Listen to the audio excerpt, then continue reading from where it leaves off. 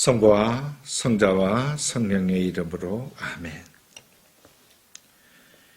욥기 19장 소외와 고통, 그리고 욥기 34장의 내용을 한번 요약해서 들어봅시다.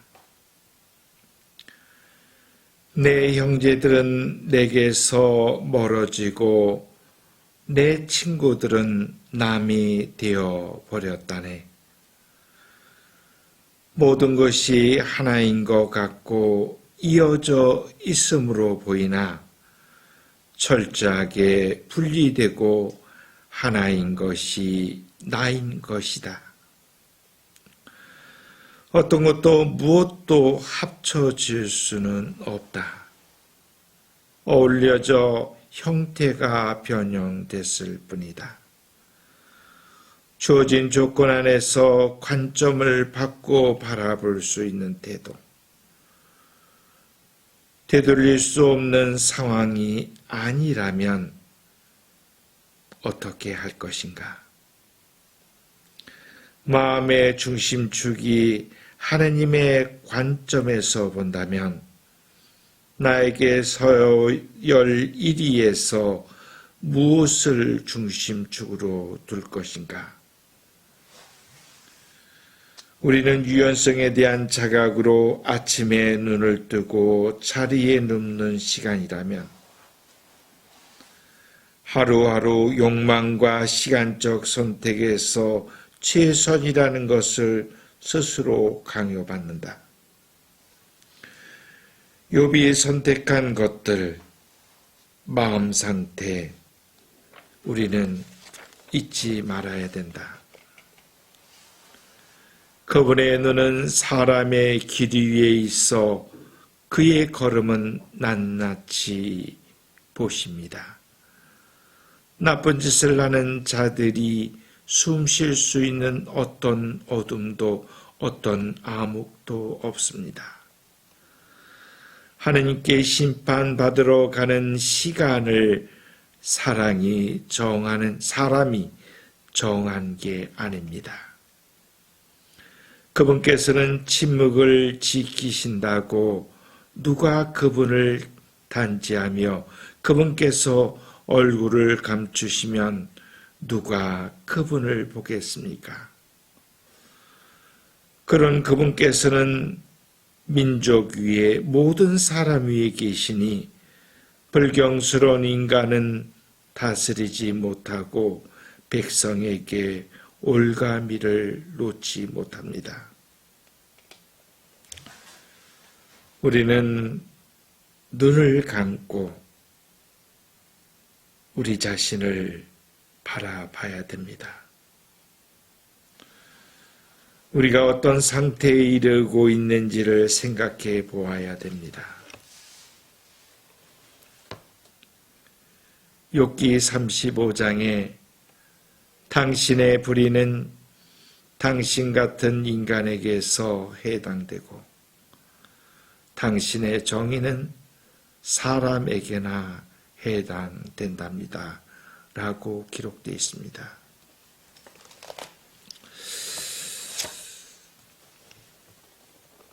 박노해 시인이 쓴 나는 나를 지나쳐 왔다는 글입니다.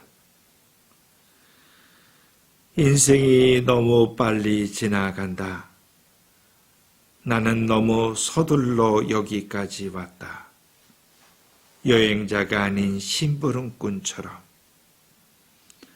계절 속에 여유로이 걷지도 못하고 의미 있는 순간을 음미하지도 못하고 만남의 진가를 알아채지도 못한 채 나는 왜 이렇게 삶을 서둘러 왔던가?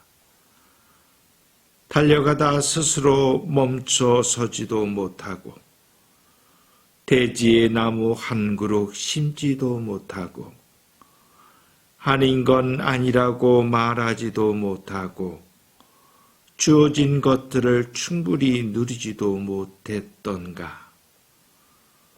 나는 너무 빨리 서둘러 왔다. 나는 삶을 지나쳐 왔다. 나는 나를 지나쳐 왔다. 본래 면목이라는 말이 있죠. 주려고 해도 줄 수 없고 받으려고 해도 받을 수 없는 것.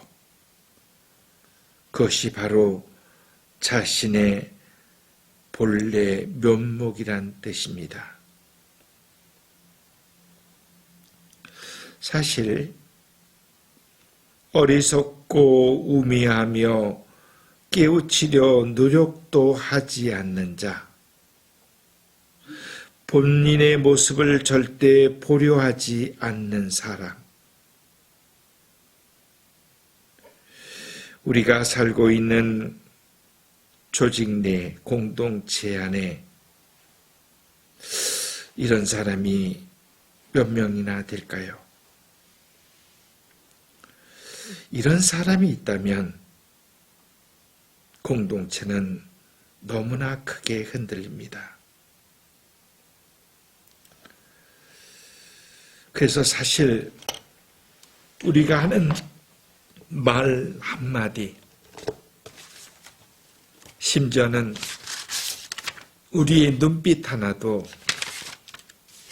우리 삶 안에서도 얼마나 함께 사는 공동체 안에서 이웃들에게, 형제 자매들에게 영향을 주고받는다는 것을 우리는 인식해야 됩니다. 한 인물을 소개할까 합니다. 쿠마라 지바는 아버지 쿠마라야 인도 카슈미르 태생 명분 귀족 출신과 어머니 지바 쿠차 왕국의 공주로 실크로드 주변에 왕국이 있었던 쿠차 왕국의 공주 사이에서 344년 출생해서 어린 나이에 출가를 했고 300권에 달하는 불교 경전을 번역하여 지금 현재까지도 가장 강렬한 영향력을 지닌 쿠차 왕국의 승려였고 그가 쓴 저서나 번역서를 가지고 구마라 집이라는 말을 하고 있습니다.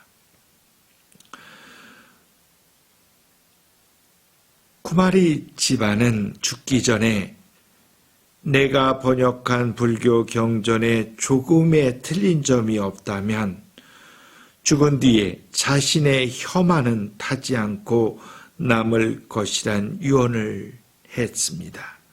근데 그가 죽고 난 후에 실제로 모든 것은 탔으나 혐한은 타지 않았다고 합니다.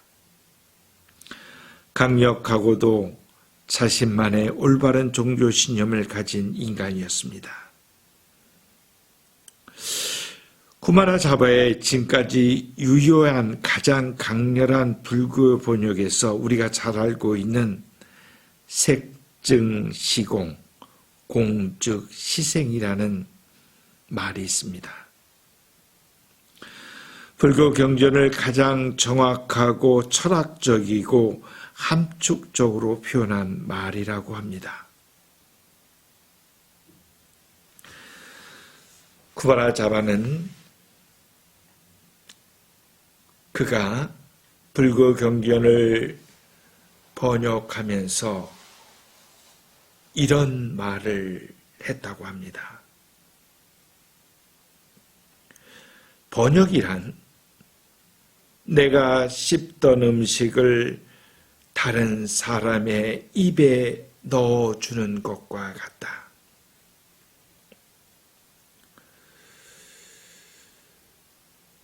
이처럼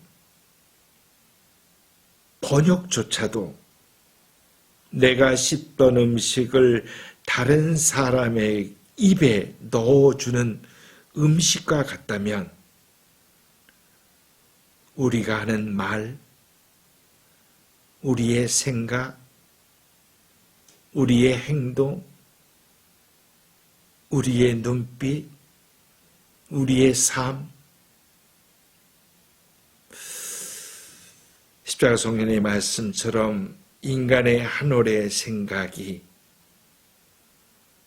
그 한 올의 생각이 하나님을 사랑하는 거라면 이 우주의 모든 물질적인 것을 다 합친 것보다 더 가치롭다고 말씀하셨습니다.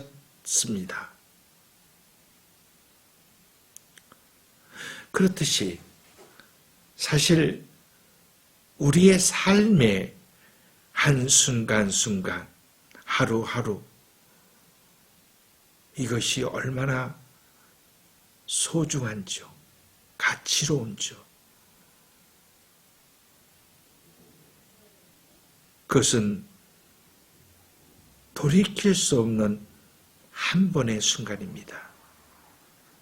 류면 추경님이 그래서 영성이란 끝없는 마음의 결단이라는 표현을 씁니다. 순간순간 우리는 선택해야 된다는 것입니다. 성조 엘리야가 얘기했듯이 하느님이냐 바알이냐, 우리는 순간순간 우리가 갖고 있는 복음적 가치 안에서, 우리의 신앙 안에서, 우리의 양심적 내면의 소리 안에서 끝없이 선택을 해야 됩니다.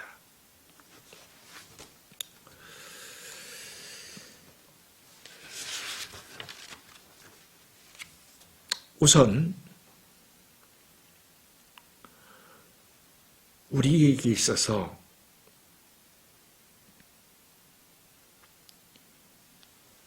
우리가 어떤 선택을 하는 데 있어 첫째, 우리가 이성적으로 세 가지를 생각해야 됩니다.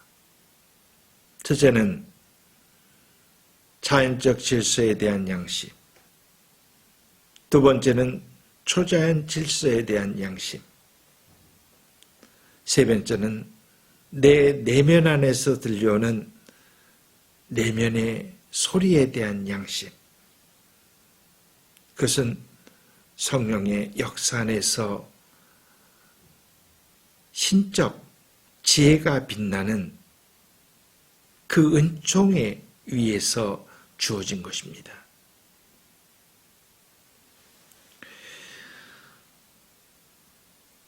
사무엘을 보십시오. 사무엘은 야훼 하나님의 목소리를 듣지 못했습니다. 그래서 그의 스승을 통해서 알아듣게 되죠. 스승의 가르침에 따라 말씀하소서 종이 듣고 있습니다. 너 이스라엘아 들어라. 나는 야훼 하나님이시다. 너희는 멈추고 나를 알라. 그래서 기도란 하나님의 말씀을 하나님의 힘으로 듣는 거라는 그런 기도에 대한 나름대로의 정의가 있습니다. 천사의 인사말이 마리아의 귓전에 울릴 때 마리아는 비로소 은총을 가득히 입으신 자라는 것을 자각하게 됩니다. 그리고 그 말씀에 응답하죠. 첫 강의에서 드렸듯이 영혼에 대한 말씀과 유한한 인간의 시간에 대한 응답을 통해서 강생의 신비가 이루어졌듯이 우리의 삶도 마찬가지입니다. 소아대로 성녀는 오늘의 나의 노래에서 그런 말을 하죠. 하느님, 당신을 사랑하기 위해서는 오늘 단 하루밖에는 없습니다.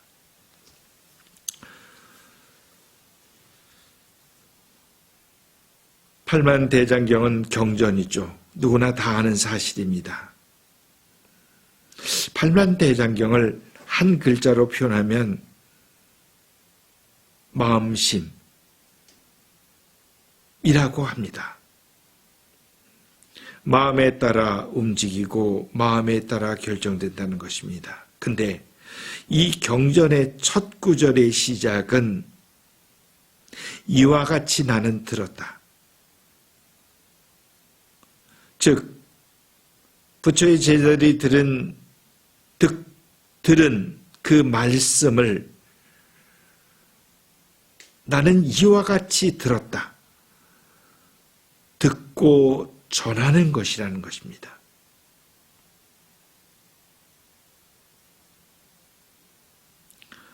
즉 경전에서도 이와 같이 나는 들었다.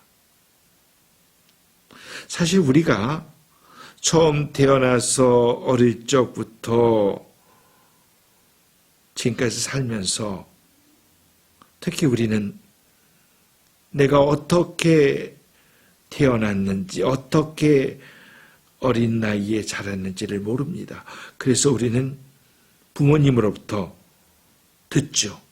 너는 이렇게 해서 태어났고, 이렇게 해서 자랐고, 너의 성격은 어떻고, 너의 모습은 어떻고. 결국 우리는 이 들음으로부터 우리의 모든 것이 시작된다는 것입니다. 우리의 성장과 시간, 삶, 이처럼 들음으로서 시작했듯이 우리가 서로의 관계 속에서 중요한 것은 서로에 대해서 열려있고 받아들이고 들을 수 있는 마음의 여유가 필요하다는 것입니다. 사실 우리는 하루하루 아무 일 없는 것처럼 태양은 뜨고 누군가는 탄생하고 누군가는 영원한 세계로 갑니다. 하루하루가 또 그렇게 가죠. 그러나 이 하루의 마음이 어떤 마음이냐에 따라서 또 이 하루의 삶이 어떤 삶이냐에 따라서 또 우리가 지향하고 있는 그 지향점이 어디 있는가에 따라서 우리가 살아가는 삶도 다릅니다.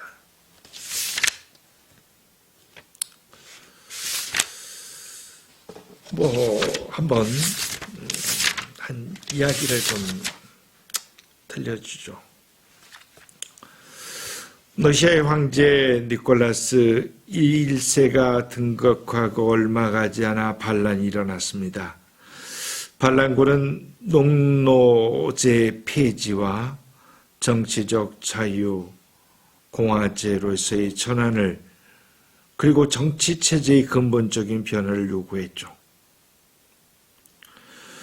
니콜라스 1세는 이 반란을 잔인하게 진압했고 주모자 릴리에프는 체포되어 사형을 언도받습니다. 형이 집행되던 날 릴리에프는 사형 집행인들과 실랑이를 벌리다가 교수대의 밧줄이 끊어지는 바람에 바닥으로 떨어져 나뒹구려지고 맙니다. 당시에는 이런 일이 벌어지면 하늘의 뜻이거나 신의 은총을 받은 것으로 여겨 당사자는 사면을 받게 됩니다. 먼지투성이가 되어 바닥을 딛고 일어선 릴리에프는 자신이 아직 살아있음을 실감하고 군중을 향해서 이렇게 소리쳤습니다. 여길 보시오. 썩어빠진 자르 정권이 무엇 하나 제대로 할 줄 아는 게 없어. 심지어 밧줄 하나도 제대로 못 만든단 말입니다. 형장의 밧줄이 끊어진 그 일은 곧 황제의 귀까지 전해졌고 황제는 매우 언짢았지만 어쩔 수 없이 사면장에 사인을 합니다.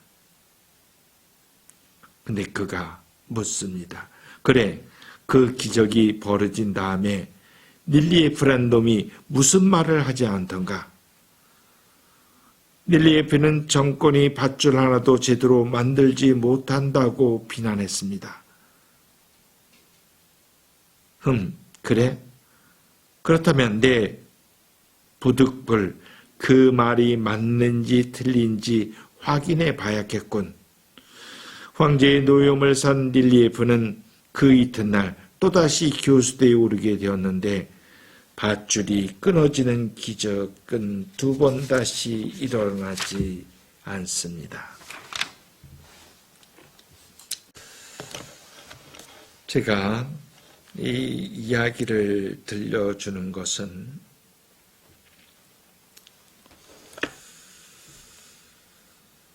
우리는 이 가톨릭 인생관이라는 것은 사실 어떤 순환과 고난과 십자가와 고통 안에서도 슬픔 안에서도 좌절되거나 실망하지 않고 부활이라는 희망 안에 살아가야 되는 것이 가톨릭적 인생관입니다. 아주 긍정적이고 적극적이고 희망적인 거죠. 단순히 그냥 긍정적이다, 희망적이다, 적극적이다 라는 의미보다도 가톨릭적 신앙가는 것은 하느님이 모든 것이기 때문에 하느님만으로 족할 수 있고 하느님만으로 행복할 수 있고 하느님 안에서 숨쉬고 살아가고 있다는 이 사실에 대해서 우리는 놀라움과 기쁨이 있습니다. 100번 아니 1000번을 넘어져도 다시 일어나서 걷는 것이 신앙인입니다.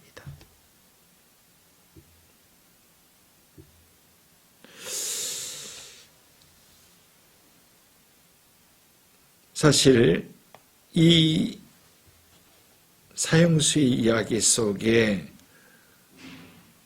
내가 쏟아내는 말 한마디는 다시 메아리가 되어서 돌고 돌아서 다시 원점으로 돌아와 괴물 같은 형태로 부풀려질 수 있다는 것입니다.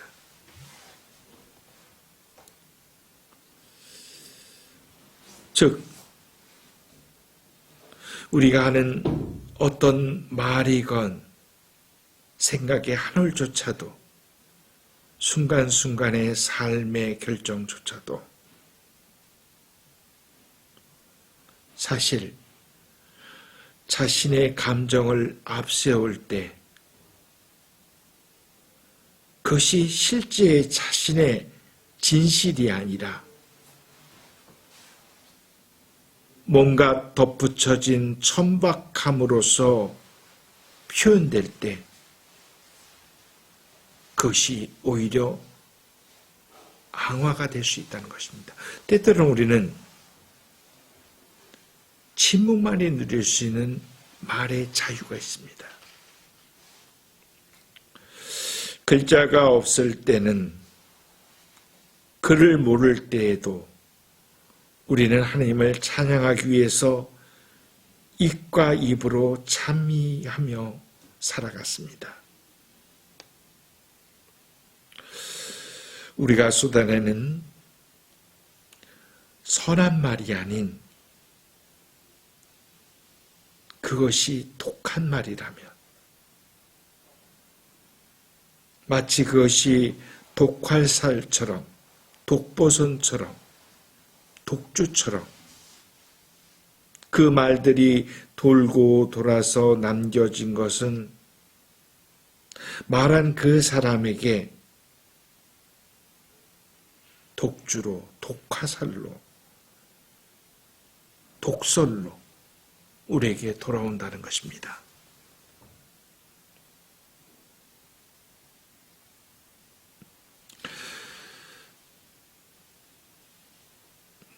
본래의 면목, 주려고 해도 줄 수 없고 받으려고 해도 받을 수 없는 것, 그것이 자신의 본래 면목이라는 뜻이죠. 사실 우리가 생각하고 어떤 마음을 가지고 말하고 행동하는 그 모든 것은 내 영혼을 반영하는 것입니다. 그래서 우리는 때때로 성서에 있듯이 정신을 바짝 차리고 끼어 있으십시오. 여러분의 원수인 악마가 으르렁대는 사자처럼 먹이를 찾아 돌아다닙니다라는 이 말씀처럼 우리는 깨어 있어야 됩니다. 그리고 우리는 무엇보다도 하느님을 닮기 위해서, 예수님을 닮기 위해서 성령의 은사 안에서 우리가 성화되기 위해서 거룩함으로, 무엇보다도 참된 인간으로서의 살려는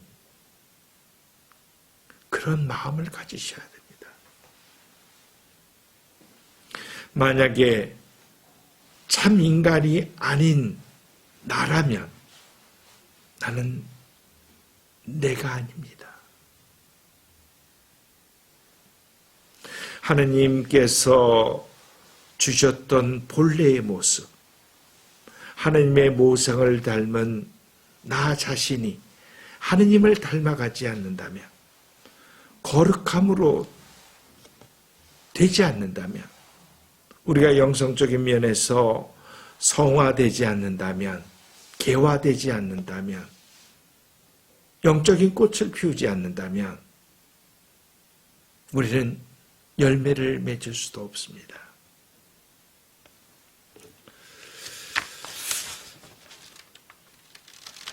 제 이야기가 참 저도 이 강의를 하면서 참으로 부족한 사람이구나, 가난한 사람이구나, 한편으로는 자신의 모습을 측은하게 여기기도 하고 불쌍하다는 생각도 듭니다. 살아온 삶 안에서 최선을 다하지 못했다는 것, 사랑해야 될 하느님을 사랑하지 못하는 아픔이 있다는 것, 그러면서도 다시 딛고 오늘 이 순간 하느님께 마음을 모으고 싶고, 저의 작은 것이지만 나누고 싶기 때문에 이 자리를 마련했습니다.